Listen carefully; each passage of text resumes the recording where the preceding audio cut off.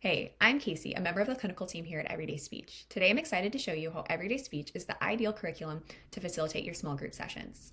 Everyday Speech provides the structured yet flexible resources that you need to tailor your sessions to specific student needs.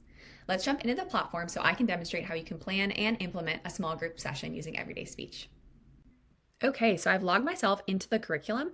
To start, I'll click on the curriculum button found at the top of the screen, and this will bring me to Tier 2 and 3 intervention materials. Our Tier 2-3 curriculum is organized by skill and goal areas. So on the sidebar navigation, you'll find 7 to 10 core skills per grade band listed alphabetically.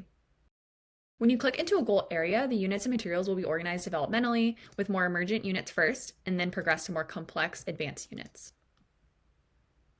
Okay, so now I'd like to show you exactly how easy it is to use the platform to meet your small group students' needs. Let's say I'm working with a small group of 8th grade students who are transitioning to high school. These students are experiencing anxiety about moving to a new school building and need support in preparing for their IEP transition meeting. They may feel overwhelmed by new routines, unfamiliar environments, and self-advocacy expectations. My goal is to equip them with the tools to manage their worries, build confidence, and prepare to actively participate in their transition meeting.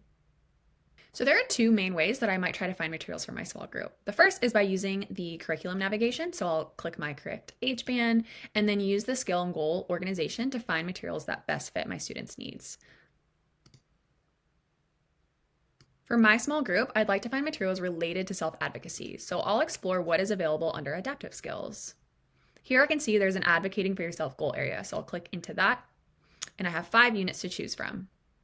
When I click into a unit, you'll see that it is organized with 4 pieces of materials that all follow a predictable format: introduce, practice, apply, and review.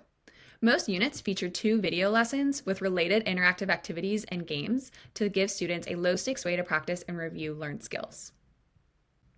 Looking at the materials in this first unit, they look a bit too basic for the group I'm planning for. So let's see what other materials they have available. These IEP-related materials look perfect. What is great is that I can utilize a single piece of material in a session or multiple if time allows. So what I typically do is start my small group sessions with a video, and we'll watch this together. We'll stop and pause, have meaningful discussion, and then I like to save 5 to 10 minutes of time at the end of the session to play either one of the games, which are really rewarding for my students, or complete a review activity together. So typically I'll play the video, watch it start to finish with my group. What you see here is that you're prompted to actually add the video to whatever group you're working with. So here I'm going to add 8th grade social group, mark material seen, and when I click this, it will actually save my viewing history with this specific group. So if I navigate to my toolkit and click on students and groups, and then I click on my 8th grade social group, you'll see that I have my viewing history here. So I'm able to see exactly what materials I've reviewed with this specific group, which is great come IEP time and progress monitoring. Okay, so if I navigate back to this video, I want to show one more feature. It's this video review piece. I love to do this after we watch the video as a group. It's a great way to just check my students' understanding, see where we're at, and if we need to do some additional learning and discussion on the topic.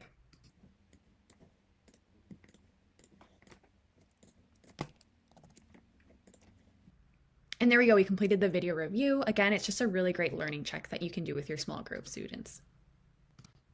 The other way that I like to quickly find materials for my small group is by utilizing the search bar. So I can type in keywords like anxiety to see what materials come up, or I can search confidence.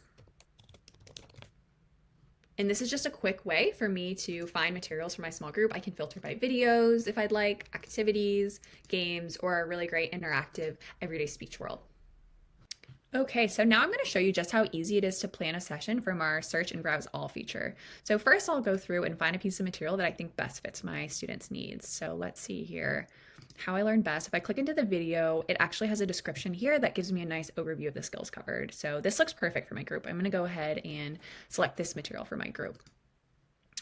Okay, so over here on the right-hand side of the screen, you'll see this drop-down material actions. If I click into that, I can click plan in session.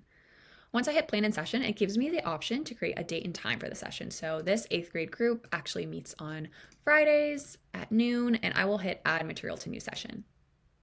Okay, so as you can see here, the piece of material was saved for this Friday group session. I can even go in and edit the session if I'd like to add additional materials. So let's say I want to start the group with a mindfulness material. This 555 breathing looks awesome. If I wanted a different option, I could use the search feature here to find some additional mindfulness videos that might fit my group. But for my group, I really like this breathing activity. So I'm going to hit add to session. This looks great. And if I go back out, you'll see that both materials have been saved to the session for easy access come Friday. One other feature I like to highlight is the notes feature of session planning. So this is a great place for you to just write any additional notes that you want to remember from the session. So maybe you want to take some behavioral data, or maybe even just storing performance data from the session as well. Okay, so I feel ready for that Friday group, so I'll hit complete session prep. And again, you'll see that it has both pieces of material saved.